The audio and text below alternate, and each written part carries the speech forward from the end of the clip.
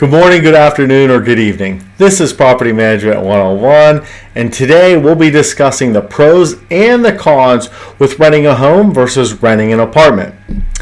Now, the first thing you may be asking is, I thought this was a channel that was designed to help investors and employees. Why are we looking and addressing something for renters? I believe knowing some of the things your prospects are looking at and some of the advantages and strengths that your asset type has, if a prospect's considering a different type of asset type, is really important as you're working with that prospect. When a prospect's considering living in a single-family home or an apartment in an apartment complex, there's lots of differences between them.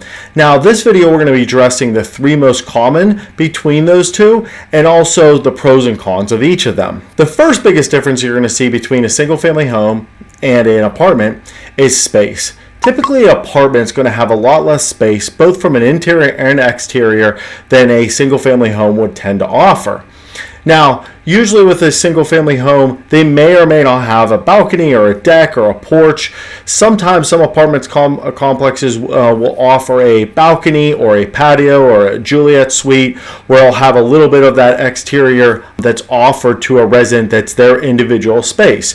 But usually with a single-family home, you're going to have a yard, you're going to have a deck in a lot of cases, and this is great for families or any families with pets. So these are some of the strengths and what a single-family home offers compared to an apartment. The second most common difference between a single-family home and an apartment is responsibilities.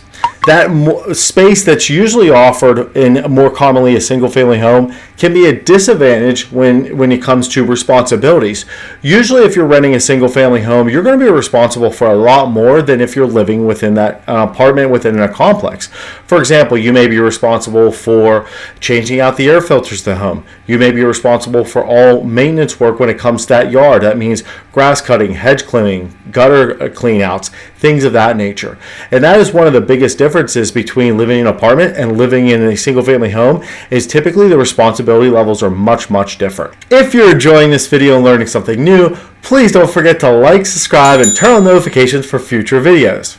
And the last most common difference I see between renting a single-family home or renting an apartment within an apartment complex is the operations. So oftentimes if you're renting a single-family home, you're probably going to be in a lot of situations where it's the homeowner maybe even performing the property management duties of that home. Or if they do hire a property manager, it's a much smaller company than you may be renting an apartment from that may have a big investment firm that has financed that property and they've hired a big management company to manage it. So a lot of times from an operation standpoint, there's a lot of differences. Usually in apartments, you're going to see a lot of consistencies. You're going to see a lot of processes. You're going to see a lot of branding within how they handle everything. In a single-family home, there's not going to be nearly as many things when it comes to consistencies as well as strategies.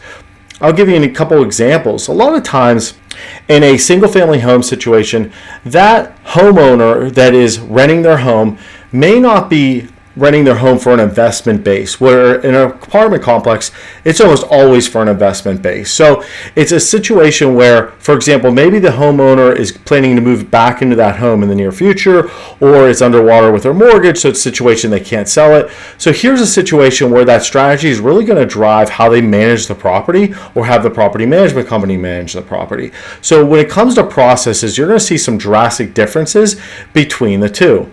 If you're someone that rather would rent from maybe a local company, maybe a local homeowner, someone at just smaller scale, then you may tend to lean towards a single-family home. But if you like consistencies, if you like structure, if you like all those things, then maybe renting from a property management company in an apartment complex is maybe more fitting what you're looking for compared to a single-family home.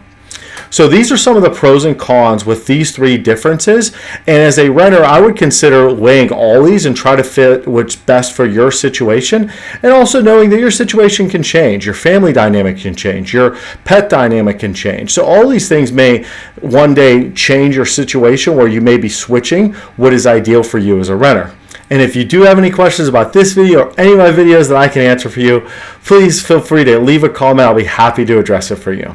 And if you have not already done so, please make sure you watch my disclosure video as well as my why I do this video.